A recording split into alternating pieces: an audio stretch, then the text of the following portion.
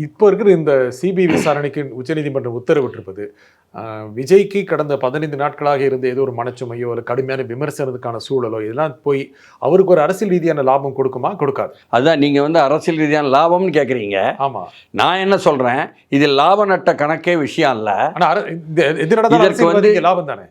அரசியல்வாதிகள் எல்லோருக்குமே எல்லாமே லாபம். ரெண்டு பக்கமும் இந்த வெளிவந்த உச்சநீதிமன்றத்தினுடைய தீர்ப்பு எங்களுக்கு சாதகமாகன்னு தமிழக வெற்றி கழகங்காரங்களும் சொல்கிறாங்க.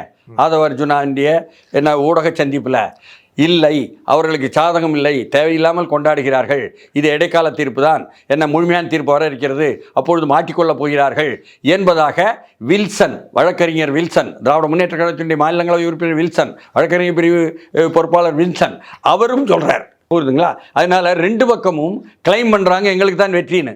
நான் அதனால தான் அரசியல் லாபத்துக்குள்ளே போகாமல் பொதுவாக இப்படிப்பட்ட ஒரு கவலை தரும் செய்தி தொடர்ந்து வரக்கூடாது என்ற நல்ல எண்ணத்தில், பொதுவான ஆரோக்கியமான எண்ணத்தில் இதற்கு இந்த சிபிஐ விசாரணை என்று வந்திருக்கக்கூடிய விஷயத்திலாவது உண்மைகள் கிடைக்கப்பட்டால், அதன் மூலம் அதை தீர்வுக்கு கொண்டு போனால், இனி இது போன்ற நிகழ்வுகள், துயர நிகழ்வுகள் வரவிடாமல் வளரவிடாமல் தடுக்க முடியுமே.